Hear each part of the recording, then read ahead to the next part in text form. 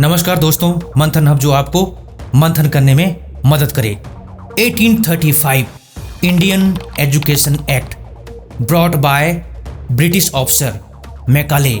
दोस्तों, British officer Macaulay ने 1835 में एजुकेशनल रिफॉर्म किया था। इस एक्ट के तहत हमारे एजुकेशन सिस्टम में बहुत कुछ परिवर्तन हुआ था।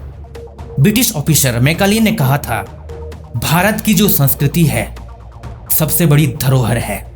जब तक भारत की संस्कृति को न मिटाया जाए तब तक इस देश पर राज करना बहुत मुश्किल है। इसलिए इस एजुकेशन सिस्टम के तहत हमारे देश के कल्चर को डिस्ट्रॉय किया गया है। मैकाले ने यह दावा किया था, इस एजुकेशन सिस्टम के माध्यम से जो भी हिंदुस्तानी पैदा होंगे वो शरीर से हिंदुस्तानी होंगे, लेकिन दिमाग से अंग्रेज होंगे, अंग्रेजों की तरह सोचने वाले होंगे, अंग्रेजों की तरह जीवन जीने वाले होंगे, अंग्रेजों की तरह बोलने वाले होंगे, जिन पर हमेशा राज करना बहुत आसान होगा। दोस्तों, ऐसा ही हुआ। इसलिए शायद हमारे सामने इस तरह के क्वेश्चन आते हैं, इस तरह की बातें हमें सुनने को मिलती है। दोस्तों, इन दिनों में हमें तमाम सारे ऐसे कमेंट्स आए, पता नहीं वो कमेंट्स किसके हैं। हम नहीं मानते हैं कि वो मंथन हब के जेन्युइन सब्सक्राइबर्स हो सकते हैं। वो बोलते हैं, आप सेक्स को गलत बोलते हो, इसका मतलब आपके माँ बाप ने गलती की है और आप गलती का नतीजा हो, आप भी गलत हो। दोस्तों, इस तरह के कमेंट्स हमारे पास बहुत आए, तो हमने सोचा इसके ऊपर एक वीडियो बना करके हम क्लैरिफाई करें कि सेक्स क्या है। दोस्तों, हमारी कल्चर में, भारत की संस्कृति में सेक्स को एक यज्ञ कहा गया है। दोस्तों, छांदोग्य उपनिषद और बृहदारण्यक उपनिषद में स्त्री की योनि को, वेजाइना को एक यज्ञ कुंड बोला गया है। वेजाइना के अलग अलग पार्ट्स को अलग अलग नाम दिए गए हैं। किसी को धुआं कहा गया है, किसी को ईंधन कहा गया है, किसी को लौ कहा गया है। उस यज्ञ में पुरुष अपने सीमेन की आहुति डालता है, यानी कि संभोग के माध्यम से पुरुष सीमेन की आहुति डालता है। उससे क्या होता है? गर्भधारण होता है, और गर्भधारण के बाद एक नए जीवन की उत्पत्ति होती है। हमारी कल्चर ने कभी भी सेक्स को गलत नहीं कहा है, बल्कि एक सैक्रिफाइस कहा है। लेकिन आज के लोग इस चीज को समझते नहीं है। भगवत गीता में श्री कृष्ण भगवान ने कहा है, चैप्टर नंबर 7 श्लोक नंबर 11, मतलब जो धर्म विरुद्ध काम है, जो सेक्सुअल इंटरकोर्स है, वो मैं नहीं हूं। जो धर्म सम्मत है, यानी कि जिसका एक पर्पस है, संतान प्राप्ति, बच्चे को जन्म देना, उस पर्पस में जो सेक्सुअल इंटरकोर्स किया जाता है वो मैं हूं। उसके अलावा जो ओनली फॉर प्लेजर है, सेंसुअल प्लेजर के लिए जो सेक्सुअल इंटरकोर्स किया जाता है वो मैं नहीं हूं। श्रीमद् भागवतम में भी कहा गया है, भगवत गीता और भागवतम दोनों में अंतर है। श्रीमद् भागवतम में भी यही कहा गया है, सेक्सुअल इंटरकोर्स जो कपल हैं, जो मैरिड कपल हैं, उनके लिए ही अलाउड है, वो भी संतान प्राप्ति के लिए।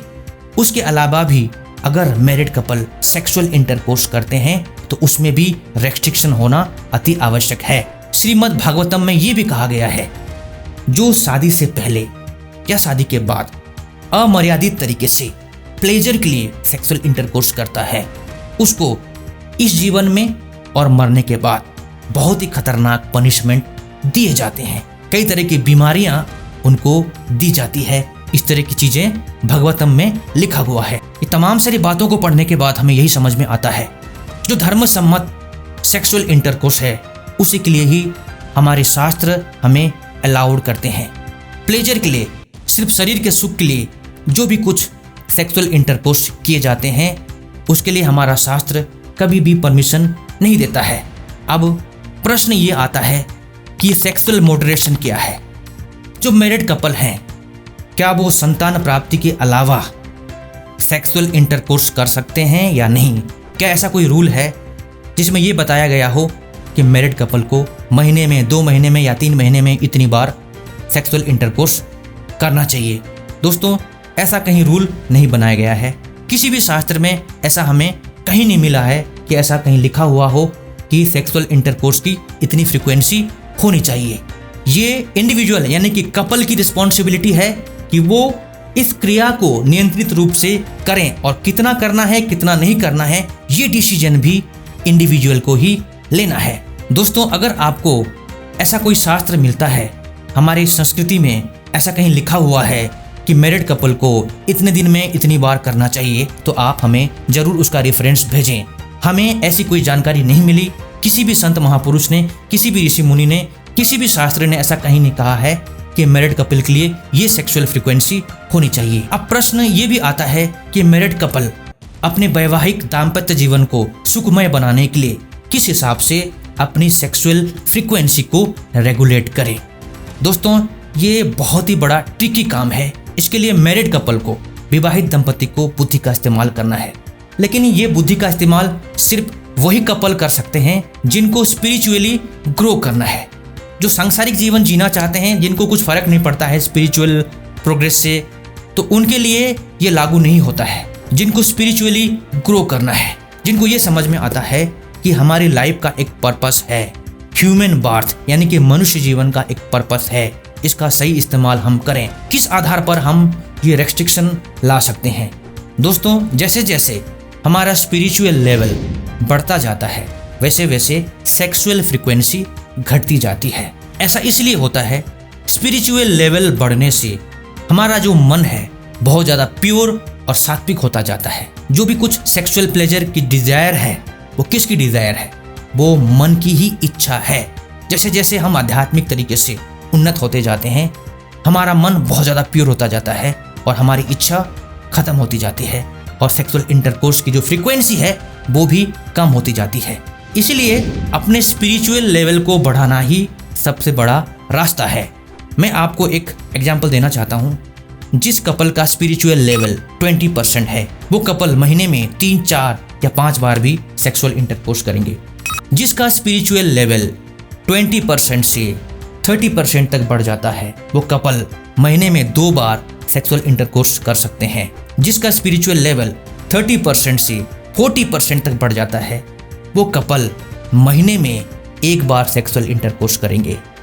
40% से 50% तक बढ़ने से 2 महीने में या 3 महीने में 1 या 2 बार वो कपल सेक्सुअल इंटरकोर्स करेंगे। 60% तक जब स्पिरिचुअल लेवल बढ़ जाता है, वो कपल साल में 1-2 बार सेक्सुअल इंटरकोर्स करेंगे। जिसका स्पिरिचुअल लेवल 70% या ज़्यादा हो जाता है, वो कपल सिर्फ संतान प्राप्ति के लिए ही सेक्सुअल इंटरकोर्स करेंगे।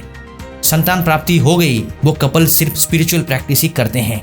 ये स्पिरिचुअल लेवल पर ही डिपेंड करता है कि किस कपल की सेक्सुअल फ्रीक्वेंसी कितनी होगी। दोस्तों, ये कैसे पता चलेगा कि हमारा स्पिरिचुअल लेवल कितना है? स्पिरिचुअल लेवल के ऊपर SSRF यानी कि स्पिरिचुअल साइंस रिसर्च फाउंडेशन ने एक रिसर्च भी किया है, लेकिन उसको सेक्सुअल इंटरकोर्स के साथ उन्होंने जोड़ा नहीं है। हमें उसको मेजर भी नहीं करना है, हमें सिर्फ स्पिरिचुअल प्रैक्टिस करते जाना है। जैसे जैसे हम स्पिरिचुअल प्रैक्टिस करते जाएंगे, हमारे लाइफस्टाइल में बहुत कुछ चेंजेस आने लग जाएगा, हमारी मन की इच्छा में भी बहुत कुछ परिवर्तन आने लगेगा और हम खुद ही महसूस करने लग जाएंगे। हमें एक बात का विशेष ध्यान देना है। एक कोटेशन है, Whatever is given to the body is taken from the spirit। मतलब जो भी आप अपने शरीर को देंगे, जो भी आप शरीर का सुख भोगेंगे, तो वो सब कुछ स्पिरिट से ही लिया जाएगा। हम समझते हैं ये जो प्लेजर हमें मिल रहा है हमारे शरीर का है, अपना है। वास्तविक में ये सच नहीं है। ये सब आत्मिक शक्ति की वजह से ही हमें शरीर का प्लेजर मिलता है। जितना ज़्यादा हम शरीर का प्लेजर लेंगे, उतना ज़्यादा आत्मिक शक्ति से वो सब कुछ खाली होता जाएगा, यानी कि हम आत्मा से कमज़ोर होते जाएंगे। इसलिए हमें उसी हिसाब से हमारे जीवन में स्पिरिचुअल प्रैक्टिस को भी बढ़ाना चाहिए या सेक्सुअल फ्रीक्वेंसी को रेगुलेट करना चाहिए। लेकिन इसके लिए कोई आपको एडवाइस नहीं देगा, ना कोई संत पुरुष आपको एडवाइस देंगे, ना किसी शास्त्र में ऐसा लिखा गया है कि तुम महीने में 2 महीने में इतनी बार करो। तो फाइनली हमें यही समझना है, ये कपल के स्पिरिचुअल लेवल पर ही डिपेंड करता है कि उसकी सेक्सुअल फ्रीक्वेंसी क्या होगी। मंथली होगा, ईयरली होगा या नहीं होगा, ये इंडिविजुअल कपल के ऊपर ही डिपेंड करता है। सबसे बड़ी प्रॉब्लम ये है कि जो सिंगल हैं, जो अनमेरिड हैं, जो जवान हैं, उनके लिए कोई ठीक से एडवाइस नहीं करता है। जो लोग एडवाइस करते हैं उन्हें खतरे में ही धकेल देते हैं। जो लोग ऐसा कहते हैं कि लिमिट में कर सकते हैं, लेकिन आप ये लिमिट जो बता रहे हैं, जो मॉडरेशन की आप बात कर रहे हैं, वो मॉडरेशन किसके लिए आप बता रहे हैं? Sexual moderation only married couple के लिए ही अलाउड है, वो भी स्पिरिचुअल लेवल के हिसाब से, उनके लाइफ के उद्देश्य के हिसाब से। वो चाहते क्या है जीवन में, उसके हिसाब से वो खुद उस डिसीजन को लेंगे। जब लड़के लड़कियों की उम्र 13 साल हो जाती है, प्यूबर्टी में आते हैं, तो उनके मन में भी कई तरह की इच्छाएं उत्पन्न होती है। ऐसे कंडीशन में उनको अच्छे थॉट से, अच्छे लाइफस्टाइल से, स्पिरिचुअल लाइफस्टाइल से, ब्रह्मचर्य लाइफस्टाइल से, ब्रह्मचर्य एजुकेशन से उनको सही दिशा की ओर मोड़ना बहुत जरूरी है। उससे क्या होगा, वो समझ जाएंगे कि हमारी लाइफ एनर्जी क्या है, वो समझ जाएंगे कि सेक्सुअल एनर्जी क्या है और किसके लिए सेक्सुअल एनर्जी यूटिलाइज होती है। तो शादी तक, विवाह तक वो कोई भी गलती नहीं करेंगे। उसको अगर हम कहेंगे तुम लिमिट में कर सकते हो, अगर तुम्हारे मन में कुछ इच्छा उठती है, अगर तुम सेक्सुअल इंटरकोर्स नहीं कर सकते तो तुम मास्टरबेशन कर सकते हो, पॉर्न देख सकते हो। अगर ऐसा हम उनको कहते हैं तो वो जो लिमिट है, वो लिमिट भी अपने आप में अनलिमिट बन जाती है। क्योंकि डिजायर फॉर सेक्स एक्सप्रेशन बहुत बड़ा माइंड स्टिमुलेंट है। आप अगर एक किताब पढ़ेंगे, think and grow rich by Napoleon Hill, इसमें 10 तरह के माइंड स्टिमुलेंट्स के बारे में बताया गया है। सबसे पावरफुल माइंड स्टिमुलेंट क्या है? Desire for sex expression. अगर आप ये कह देंगे कि तुम लिमिट में कर सकते हो, ये सेक्स एक्सप्रेशन इतना पावरफुल है, वो लिमिट को अनलिमिटेड में कन्वर्टेड कर देगा। इसलिए हम उनके लिए कोई लिमिट सेट नहीं कर सकते। उनको हम सिर्फ एक ही रास्ता दिखा सकते हैं, ब्रह्मचर्य लाइफस्टाइल से, ब्रह्मचर्य एजुकेशन से, उनके थॉट को प्योर करते हुए हम ऐसा कुछ कर सकें जिससे कि उनके अंदर ऐसी इच्छा ही ना उठे। अगर ऐसी कोई इच्छा उठती है तो उस इच्छा को वो समझ जाएं और अपने लाइफ एनर्जी को स्पिरिचुअल एनर्जी में कन्वर्ट करना सीखें।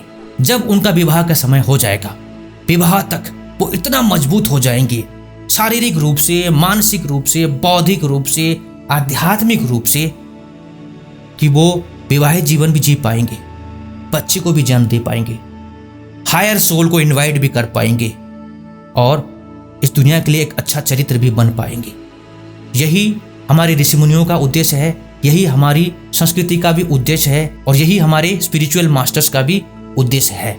और मंथनअप इसी उद्देश्य को कंटिन्यू करना चाहता है। लेकिन समस्या ये है कि हम कल्चर से दूर भाग रहे हैं। हम अपने कल्चर को पढ़ना नहीं चाहते हैं, हम अपने स्क्रिप्चर्स को पढ़ना नहीं चाहते हैं, या हम ऐसे स्पिरिचुअल मास्टर्स को फॉलो नहीं करना चाहते हैं जो हमें वास्तविक में सही ज्ञान दे सकें। अगर हम अपने कल्चर को स्टडी करेंगे, हम अपने शास्त्रों को स्टडी करेंगे, भगवत गीता को स्टडी करेंगे, स्पिरिचुअल मास्टर्स जैसे स्वामी विवेकानंद, स्वामी शिवानंद, रमण महर्षि, परमहंस योगानंद, इनको फॉलो करेंगे तो हम समझ जाएंगे कि लाइफ एनर्जी क्या है, सेक्सुअल एनर्जी क्या है, ब्रह्मचर्य क्यों जरूरी है, संतान को कैसे जन्म देना है, तमाम सारी बातें हम समझ जाएंगे। हमारी समझ इतनी ऊंची हो जाएगी, कोई भी मोटिवेशनल स्पीकर, कोई भी व्यक्ति किसी भी प्रकार से आपको मिसगाइड नहीं कर सकता है। हमने लास्ट वीडियो में कुछ किताबें भी दी है, उन किताबों को अगर आप पढ़ेंगे तो आपके सारे डाउट्स क्लियर हो जाएंगे और आप इस तरह की बातें कभी नहीं करेंगे कि सेक्स को गलत मत कहो। अगर सेक्स गलत है, तुम्हारे माँ बाप ने भी गलती की है, तो तुम गलती का नतीजा हो। जो भी ऐसा कहेगा आप उसको करारा जवाब दे पाएंगे। बहुत ही कम समय में अपने ज्ञान को बढ़ाने के लिए आप मंथनअप की 3 वीडियो रोज जरूर देखें। इस वीडियो को ज़्यादा से ज़्यादा शेयर करें। All the very best.